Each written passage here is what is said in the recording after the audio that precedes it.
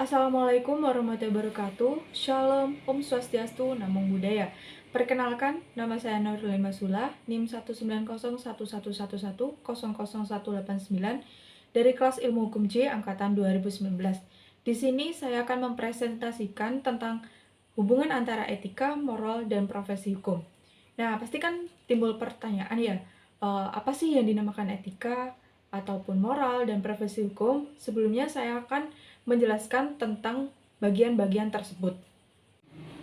Nah, yang pertama, pengertian mengenai moral. Apa sih moral itu?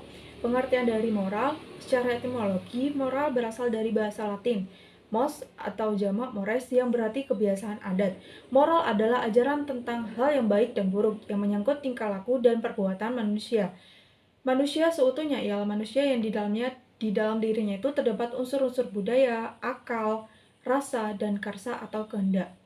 Menurut Merriam-Webster, moral adalah mengenai atau berhubungan dengan apa yang benar dan salah dalam perilaku masyarakat, dianggap benar dan baik oleh kebanyakan orang sesuai dengan standar perilaku yang tepat pada kelompok atau masyarakat tersebut. Jadi, kesimpulannya, seorang pribadi yang taat kepada aturan-aturan, kaidah-kaidah, dan norma-norma yang berlaku dalam masyarakat dianggap sesuai dan bertindak secara moral.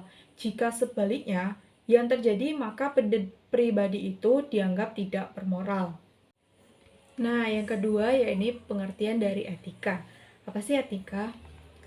Etika merupakan suatu ilmu yang mempelajari tentang nilai atau kualitas yang menjadi standar penilaian moral, tentang apa yang baik atau yang buruk, tentang hak dan kewajiban. Objek dari etika adalah manusia. Etika tidak mempersoalkan keadaan manusia, melainkan mempersoalkan bagaimana manusia harus bertindak. Tindakan manusia ini ditentukan oleh macam-macam norma. Etika memerlukan sikap kritis, metodis, dan sistematis dalam melakukan refleksi. Salah satu tokoh pendidikan di Indonesia yaitu Soegardo Purwakaca menjelaskan pengertian etika adalah sebuah filsafat yang berkaitan dengan nilai-nilai tentang baik dan buruknya tindakan dan kesusilaan. Dan yang ketiga yaitu profesi hukum. Pengertian profesi hukum menurut Darji Darmodiarjo dan Siddhartha mengemukakan bahwa profesi adalah suatu pekerjaan yang membutuhkan dan memiliki serta memenuhi sedikitnya 5 persyaratan sebagai berikut. Yang pertama, memiliki landasan intelektualitas. Yang kedua, memiliki standar kualifikasi. Yang ketiga, pengabdian pada masyarakat. Yang keempat, mendapat penghargaan di tengah masyarakat. Dan yang kelima, memiliki organisasi profesi. Dan begitu juga dengan profesi hukum, setiap profesi hukum mempunyai fungsi dan peranan tersendiri dalam rangka mewujudkan pengayoman hukum berdasarkan Pancasila dalam masyarakat, yang harus diterapkan sesuai dengan mekanisme hukum berdasarkan perundang-undangan yang berlaku, atau memenuhi asas legalitas dalam negara hukum. Profesi hukum adalah profesi untuk mewujudkan ketertiban keadilan yang memungkinkan manusia dapat menjalani kehidupan secara wajar, tidak perlu tergantung pada kekuatan fisik maupun finansial. Hal ini dikarenakan ketertiban keadilan adalah kebutuhan dasar manusia, dan keadilan merupakan nilai dan keutamaan yang paling luhur serta merupakan unsur esensial dan martabat manusia. Pengemban profesi hukum itu mencakup 4 bidang karya hukum, yaitu yang pertama, penyelesaian konflik secara formal, peradilan yang melibatkan profesi hakim, advokat, dan jaksa. Yang kedua, pencegahan konflik atau perancangan hukum.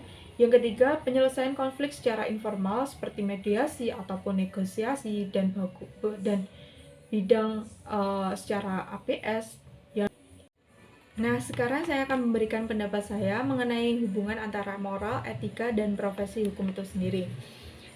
Etika moral dalam sebuah profesi disusun dalam sebuah kode etik. Dengan demikian, kode etik dalam sebuah profesi berhubungan erat dengan nilai sosial manusia yang dibatasi oleh norma-norma yang mengatur sikap dan tingkah laku manusia itu sendiri, agar terjadi keseimbangan dari masing-masing pihak di dalam masyarakat. Jadi, norma adalah aturan atau kaidah yang dipakai untuk menilai sesuatu. Paling sedikit ada 3 macam norma sosial yang menjadi pedoman bagi manusia untuk berperilaku dalam masyarakat, yaitu norma kesopanan atau etikat, norma hukum, dan norma moral atau etika. Etika atau sopan santun mengandung norma yang mengatakan apa yang harus kita lakukan. Selain itu, baik etika maupun moral mengatur perilaku manusia secara normatif, artinya memberi norma bagi perilaku manusia. Kode etik ibarat kompas yang memberikan atau menunjukkan arah bagi suatu profesi dan sekaligus menjamin mutu moral profesi di dalam masyarakat. Kemudian, maksud dan tujuan dari kode etik ialah untuk mengatur dan memberi kualitas kepada pelaksanaan profesi, serta untuk menjaga kehormatan dan nama baik organisasi profesi dan melindungi publik yang memerlukan jasa-jasa profesional. Kode etik jadinya merupakan mekanisme pendisiplinan, pembinaan, dan pengontrolan etos kerja anggota-anggota organisasi profesi.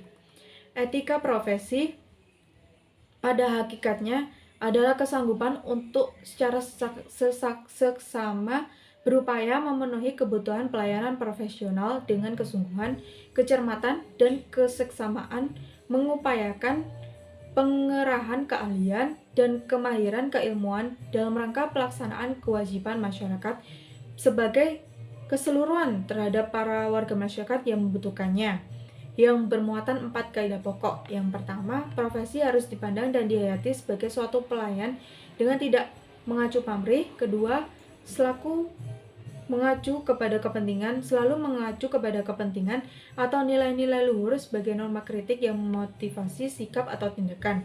Yang ketiga, berorientasi pada masyarakat secara keseluruhan. Yang keempat, semangat solidaritas antar sesama rekan profesi demi menjaga kualitas dan martabat profesi.